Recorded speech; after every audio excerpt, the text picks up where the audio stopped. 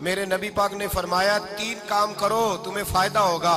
हजरत अब्दुल रहमान इब्ने of फरमाते हैं मैंने इसका तजर्बा किया इस हदीस का, और आप फरमाया करते थे मुझे अल्लाह की इज्जत की कसम जो मेरे नबी ने कहा हक और साची का है, हक और सच का है। हुजूर सैयद आलम सल्लल्लाहु अलैहि वसल्लम ने फरमाया सदका देने से माल कम नहीं होता। सदका देने से माल जी क्या करने से, ये वादा है नबी पाक का।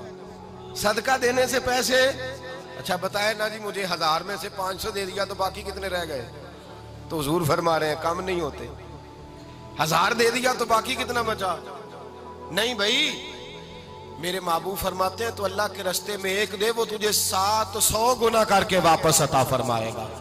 नबी पाक ने फरमाया सदका देने से माल कम नहीं होता, और फरमाया माजरत करने से इज्जत में कमी नहीं आती। माजरत करने से इज्जत में कमी, अल्लाह अकबर, माजरत करने से इज्जत में कमी। और हद कर दी मेरे हबीब ने, फरमाया तू रब की रिजा के लिए आजिज़ी कर, तेरे नबी का वादा है अल्लाह तुझे इज्जत अता फरमा देगा। तू झुक जा अल्लाह की रिजा, आजिज़ी इख्तियार कर, सादगी इख्तियार कर, सादगी आजिज़ी कर, तुझे अल्लाह। एक 2 बातें इसमें इरशाद, एक माजरत कर गलती हो जाए, और दूसरा पहले आजिज़ी की बात सुने। हजरत उमर बिन अब्दुल अजीज बादशाह थे, सोए हुए थे, गुलाम भी पास आराम कर रहा था, मेहमान भी आए थे। गुलाम की ड्यूटी थी हर वक्त हजरत के पास रहना। अब सोए हुए देर हो गई, गुलाम बेचारा थोड़ा थोड़ा ऊँग आते आते सो गया। हजरत चिराग रोशन था, कुछ लिख रहे थे, मेहमान बैठा था, खादम सो गया। अब चिराग ना आहिस्ता आहिस्ता गुल हो गया, बुझ गया। हजरत उठे, बूढ़े आदमी थे, चिराग सही करने। मेहमान कहने लगे हुजूर मैं ना कर दूं, मैं ना कर दूं। कहने लगे नहीं तुम मेहमान हो, मेहमान से खिदमत नहीं ली जाती। तो उसने कहा गुलाम को जगाइए। फरमाने लगे अभी तो बेचारा सोया है और नींद से बेदार कर दूं। खुद गए, उसमें तेल दोबारा डाला, बत्ती ठीक की, जलाई, वापस आ गए। वो मेहमान, अब बादशाह का मेहमान भी तो को बादशाह ही होगा ना। कहने लगा हुजूर आप अपने काम खुद करते हैं, क्या लफ्ज है, क्या हुस्न है, और 2 जुमलों में क्या तासीर है। आप फरमाने लगे हाँ मैं अपने काम खुद करता हूँ। जब मैं गया था तब भी उमर बिन अब्दुल अजीज ही था, और जब चिराग सही करके वापस आया हूँ तो फिर भी उमर बिन अब्दुल अजीज ही हूँ। मेरे अंदर कोई तब्दीली आई, मैं वही हूँ जो गया था। हजरत सैयदना फारूक आजम रदी अल्लाह ताला अन्हु फरमाते मैं बैठा था, और अभी 3 दिन हुए थे नबी पाक सल्लल्लाहु अलैहि वसल्लम के विसाल ज़ाहिरी को। मैं बैठा हुआ था, 2-3 बच्चियां आ गई, और हजरत अबू बकर सिद्दीक रदी अल्लाह ताला अन्हु के सामने आके बैठ के रोने लगी। जनाब सिद्दीक अकबर रदी अल्लाह ताला अन्हु का बच्चियों रोती क्यों हो? तो कहने लगे आप खलीफा बन गए हैं। जब से हमारे अब्बा का इंतकाल हुआ था, हमारा जरिया मुआश ये था कि हमने बकरियां रखी हुई थी। आप रोज आते थे, बकरियों का दूध धोते थे, हम पी भी लेती थी, बेच के गुजारा भी कर लेती। अब आप तो खलीफा बन गए, कौन आया करेगा? तो हजरत अबू बकर सिद्दीक फरमाने लगे तुम्हें पता है जो खलीफा होता है वो तो खादम होता है कौम का, मैं आया करूंगा। हजरत अबू बकर सिद्दीक रोजाना उठते असर के बाद और जाते, खलीफा होने के बावजूद उन बच्चियों की बकरियों को पकड़ते, दूध धोते, उनके घर में दे के आते। हजरत फारूक आजम जब भी देखते तो कहते अबू बकर तू पीछे आने वालों के लिए रास्ता बड़ा मुश्किल कर रहा है, बड़ा मुश्किल कर रहा है। जिगर राहे वफा में नक्श ऐसे छोड़ आया हूँ, मैं जिस मंजिल से गुजरा हूँ वो अब तक याद करती है। हजरत सलमान फारसी रजी अल्लाह ताला अन्हु सूबे के गवर्नर थे, सादा सा लिबास पहनकर, सादा सा, बस स्टॉप पे खड़े थे, जहां से लोग अंदर दाखिल होते थे, जहां सवारियां बांधी जाती थी, आज हम अपने जुबान में उसे बस स्टॉप कहते। बाहर खड़े थे, कोई मेहमान आ गया किसी का, उसने देखा सादे से कपड़े हैं, खस्ता सी हाली है, उसने समझा कोई कुल्ली है शायद, माजल को मुलाजम है। कहने लगा खादम इधर आओ, इधर आओ। आप करीब गए, कहने लगे मेरा सामान उठाओ।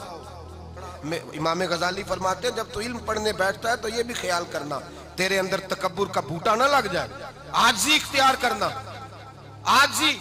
सर पे रखा हुआ है सामान, हजरत सलमान फारसी ने, गवर्नर साहब ने, उस आदमी का, मेहमान का सर पे सामान रखा और जा रहे। सुनो और गौर करो, जब जा रहे थे जो आदमी भी मिलता गवर्नर साहब हमें दे दे।